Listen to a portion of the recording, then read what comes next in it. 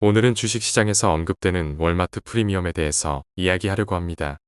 월마트 프리미엄이라는 것은 투자자들이 월마트의 안정성에 높은 평가를 하고 회사 주가에 다른 기업보다 높은 가치를 부여하고 있다는 얘기인데요.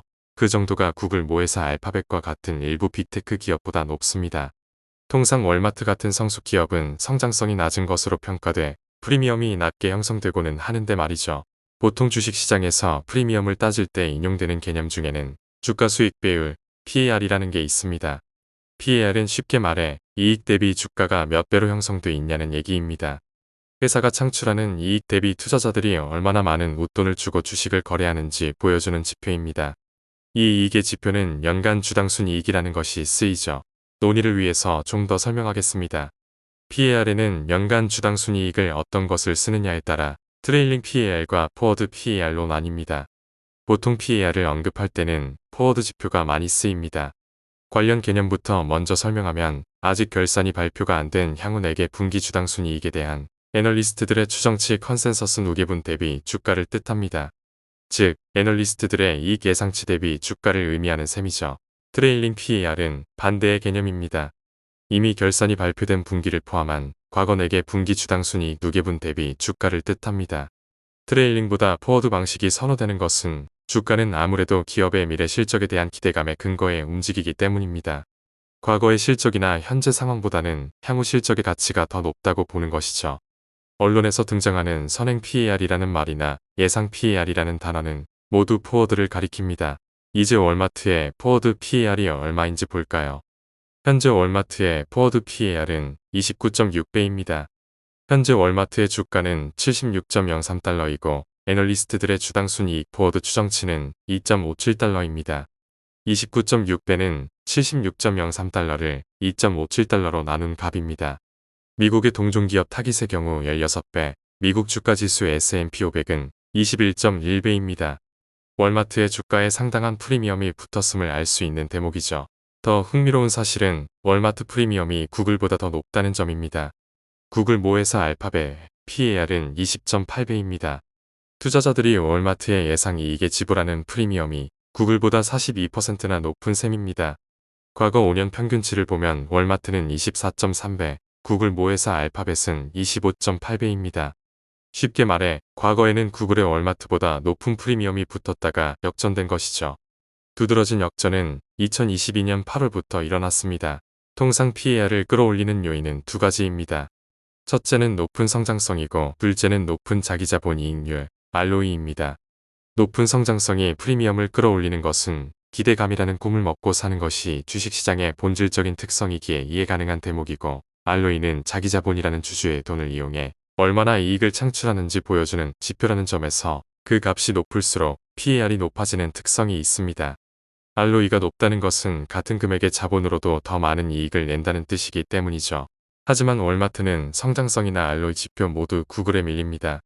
최근 5년 동안 월마트의 연간 매출액은 연평균 5% 증가했고 연평균 ROE는 16%인 반면 구글은 그 수치가 각각 18%와 24%입니다. 구글이 인터넷 검색 시장과 온라인 광고 시장을 장악했고 인터넷 시대의 인프라 혁명으로 불리는 클라우드 사업도 하고 있음을 고려할 때 당연한 이야기입니다.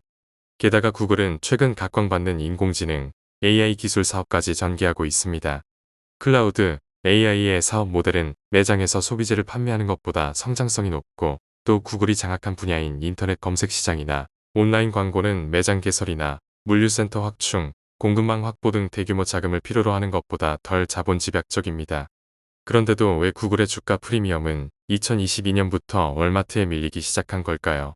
첫째는 월마트는 안전하다라는 인식과 관련이 있습니다. 월마트는 경기 사이클에 관계없이 사람들이 꾸준히 찾는 소비재를 비교적 저렴한 가격에 판매합니다. 게다가 월마트는 이런 필수재를 파는 기업 중에서 세계 최대 규모를 자랑하죠. 하지만 구글이 속한 기술 분야는 동종 대형 기업 간 경쟁이 치열합니다. 게다가 최근에는 기술 업계의 새 성장원으로 꼽히는 AI 분야에서 경쟁력을 위협받는 처지가 됐습니다. 2022년은 주식시장의 시세 변동이 거칠었던 시기입니다. 연준이 정책 금리를 공격적으로 인상하기 시작한 때로 이에 따른 경제 여파에 대한 막연한 두려움, 인플레이션이 쉽게 진압되지 않는 현상에 대한 우려가 겹쳤던 시기입니다. 당시 주가지수 S&P 500의 3개월 실현 변동성은 2022년 연초 13대를 기록하다가 7월 28대까지 올라섭니다. 그 뒤에도 한해 나머지 기간 동안 꾸준히 20대를 유지합니다. 투자자들이 안전 선호도가 높아질 수밖에 없었습니다. 둘째는 월마트는 성숙산업이라는 소매업계에서도 성장주로 꼽힌다는 점입니다. 월마트는 지난 10년 동안 PB라는 자체 브랜드 상품 개발, 온라인 판매 강화, 재고관리 효율화나 공급망 최적화 등 제품을 저가에 판매하기 위한 전략에 투자를 해왔고, 이것이 고객 유입 증가라는 결과로 이제 막 결실을 내기 시작했습니다. 2024회계연도 온라인 사업의 매출액은 1,001억 달러를 기록했습니다. 2020회계연도 397억 달러와 비교해 무려 4년 만에 152%나 성장한 셈입니다. 월마트의 비용 효율화 노력과 달성 목표 시기는 직관적입니다. 월마트는 2026회계연도 말까지 매장의 약 65%가 자동화 기술을 통해 서비스 받게 될 것이라고 했는데, 이는 재고 관리, 주문 처리, 선반 채우기 등의 작업 다수가 로봇이나 AI 시스템에 의해 수행된다는 얘기입니다. 또 이때까지 월마트 물류센터에서 처리되는 전체 물량의 약 55%가 자동화 시설을 통해 처리될 것이라고 했습니다. 이렇게 된다면 월마트의 성장이 지금과 같은 5% 수준이라고 해도 이익 증가폭은 더 커질 것입니다. 현재 월마트의 미국 전자상거래 시장 점유율은 6.4%로 아마존의 38%에는 크게 못 미칩니다. 하지만 에버코어 ISI에 따르면 월마트는 이제 미국 내 매장을 아마존 등 온라인 경쟁업체의 지역 물류센터보다 2배나 효율적으로 만드는 데 성공했고, 이제 많은 제품 카테고리에서 우위를 점하게 된 상태라고 합니다. 다시 말해 기존의 오프라인 매장을 단순히 판매 공간이 아닌 물류센터로도 활용하고 있다는 얘긴데, 이런 효율화 덕분에 가격 경쟁력이 대폭 커졌다는 것입니다. 월마트의 전자상거래 약진은 전체로 볼 때 아마존에 뒤질지 몰라도 온라인 식료품 시장에서는 2019년 아마존을 추월해 격차를 계속 벌리고 있습니다. 인사이더 인텔리전스에 따르면 월마트의 온라인 식료품 시장 점유율은 올해 말까지 27%에 도달할 것으로 전망되는 한편, 아마존은 18.5%로 하락이 예상된다고 합니다. 월마트의 조용하지만 임팩트 있는 성장세, 경기 변동에 큰 영향을 받지 않는 사업 안정성이 월마트의 프리미엄을 형성하고 있다고 봐도 무방하겠습니다. 월마트와 알파벳의 프리미엄 격차는 과거 추이를 봤을 때 투자자들의 안전 선호도를 가늠하는 지표로 봐도 괜찮을 것 같습니다.